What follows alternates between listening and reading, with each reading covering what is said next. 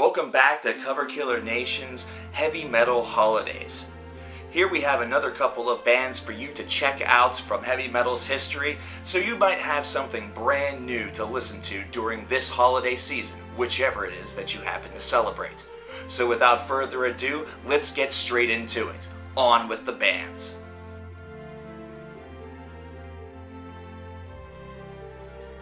You'll remember that our plot was to talk about heavy metal bands new and old, and while this band might be considered a little bit more along the rock horizons, they still have an album in Argus that ended up becoming a metal staple, not to mention a largely influential disc.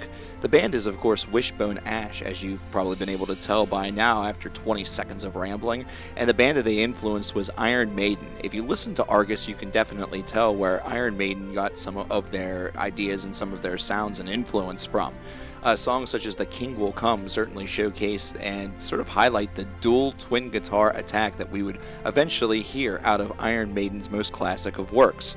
Now, this band has a famous story of how they got discovered. They were basically just a bunch of sound techs or an opening band for Deep Purple, and the boys in Deep Purple liked them enough in order to really recommend them for a recording contract, and the rest is sort of history. This is a band that is a little bit lighter than usual for those who really enjoy extreme metal, but still one that needs to be checked out to respect heavy metal's history.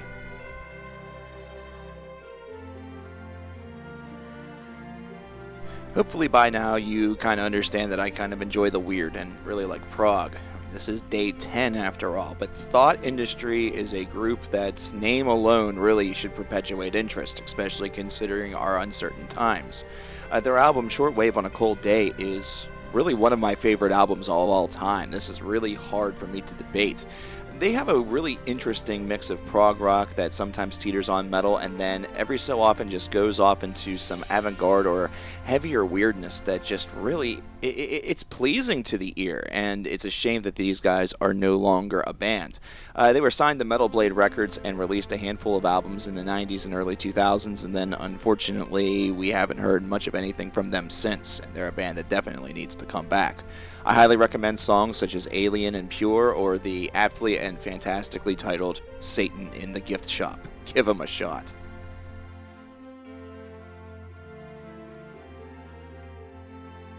Don't think there's been enough death metal on this list? Enter Anata. This band was one that I discovered during the first portion of the 2000s. In fact, I discovered it by getting one of those, whatever I put in this package is what you get packs from some random distro, and Anata was included. I believe it was Dreams of Death and Dismay, but it was 2006 where I really fell in love with this band with their, final release so far, The Conductor's Departure. It's sad that we haven't seen or heard anything from these guys in the past 10 years, even though there has been an album tentatively in the works. Anata is a band that colors outside the lines a little bit with death metal. While they, for the most part, maintain a very direct and brutal approach, at times really are able to perhaps add in what some may call a little bit of progression, or at least a little bit of technicality to their sound in order to craft something pretty damn unique. I really love this band, and I really love The Conductor's Departure. It really defined 2006 for death metal, for me at least. This is one that you should certainly inspect for yourself and see if it's right up your alley. And with that being said, thank you for being a part of Day 10 of Cover Killer Nation's A Heavy Metal Holidays. Hopefully you found a couple new bands to check out, and hopefully you'll return for Day 11, and definitely come back for Day 12, 2 days from now, which is going to have a massive surprise for all of you this holiday season. Take care.